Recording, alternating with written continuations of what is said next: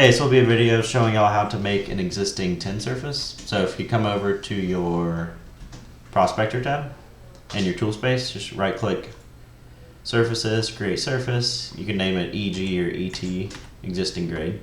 Change your style to EG. Click OK. OK. Then your EG shows up here. You can go to Definition. This is where you add things like boundaries, break lines, and contours. So we want to add the contours, so let's isolate the existing contour lines.